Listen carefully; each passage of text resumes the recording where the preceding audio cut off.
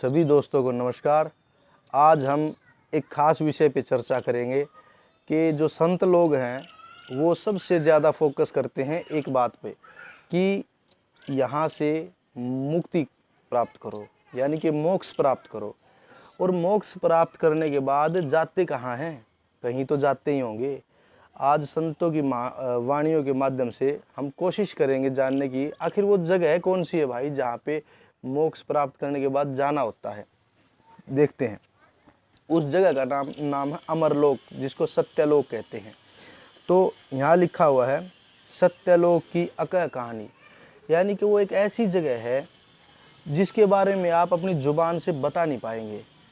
वो एक अनोखी जगह है।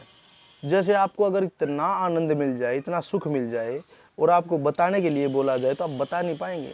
आप ये बोलोगे भाई इतना था मज़ा, बस कह नहीं सकते।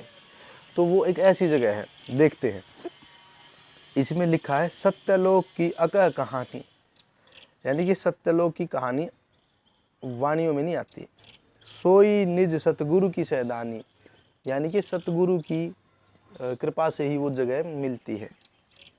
रूप वरण जह वह नहीं देसा, वहाँ पे रूप सुंदरता वर्ण ये जो जातिवाद ये कुछ वहाँ पे नहीं है। तीन लोक अचरज सा देखा, अचरज की दुनिया है वो।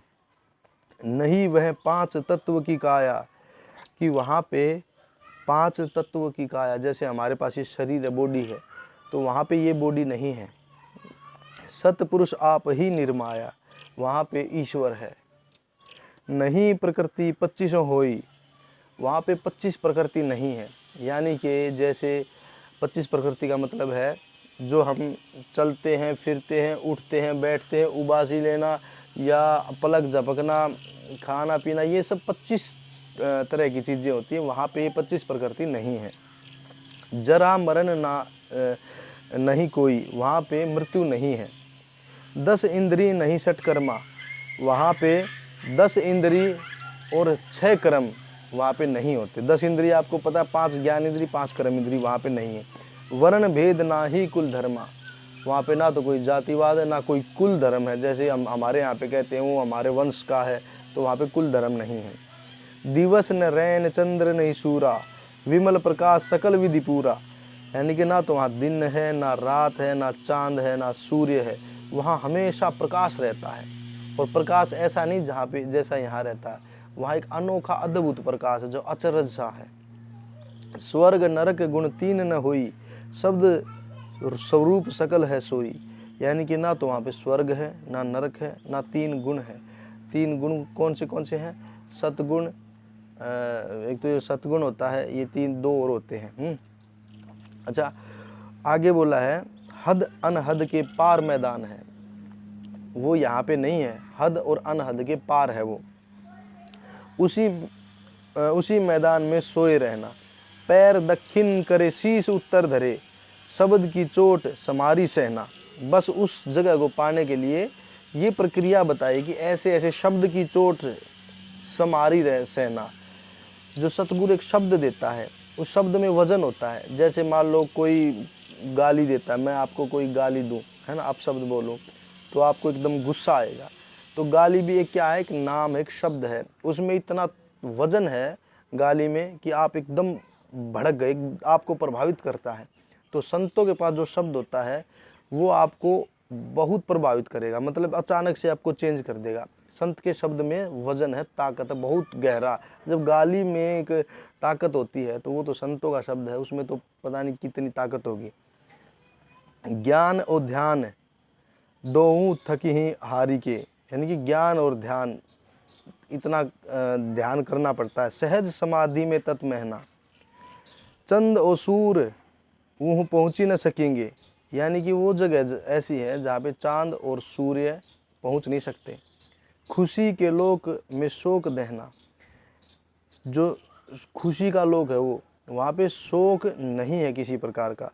तान चादर कहे को आराम तुम, बचन को मानी के गाठी गहना। दास पलटू कहे दूर की बात है, बूझ जी के किसी से नहीं कहना।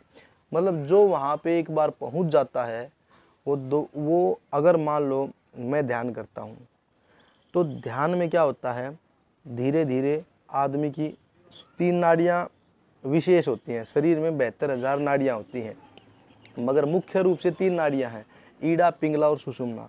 ये ईड़ा है, ये पिंगला है और सुषुम्ना नाड़ी यहाँ होती है। तो सुषुम्ना नाड़ी बंद होती है। जब ध्यान की अवस्था में होते हैं तो सांसों पे नियंत्रित किया जाता है और सांसों के माध्यम से जो सुषुम्ना नाड़ी है वो गर्माहट जाती है तो सुषुम्ना नाड़ी खुलती है। और जब सुषुम्ना नाड़ी खुलती है तो आपने सुना होगा कि आज इंसान ने अपने दिमाग का 3 से 4% हिस्सा ही यूज़ कर रखा है। वो क्यों 100% क्यों नहीं कर पाते यूज़? क्योंकि सुषुम्ना नाड़ी बंद है। इसलिए आधा दिमाग यानी कि लगभग 95% दिमाग सुषुम्ना नाड़ी में है और वहाँ कपाट बंद है। तो ध्यानी लोग अपने सांस पे ध्यान करके सुषुम्ना नाड़ी के कपाट दरवाज़ा खोलता है, वहाँ 100% दिमाग यूज होता है। जब 100% दिमाग यूज होने लगता है तो हम वहाँ जब धीरे धीरे पहुँचते हैं, हम ध्यान में सांसों को उठाते हैं ऊपर, तो वहाँ जब जाते हैं तो आदमी चुप हो जाता है, मौन हो जाता है, वो बोल नहीं सकता फिर, क्योंकि वो एक अद्भुत दुनिया है। वहाँ के पहुँचे हुए लोग चुपचाप बैठ गए आके, वो दुनियादारी से नाता ख़त्म करके एकदम यहाँ शांति से बैठ गए। उनको फिर मतलब नहीं रहता, क्योंकि वो वहाँ समाधि में लीन हो जाते हैं। तो ये एक बहुत ही अद्भुत देश है। तो आजकल हम क्या करते हैं कि जैसे कि आदमी ने अपना लक्ष्य बहुत छोटा बना लिया।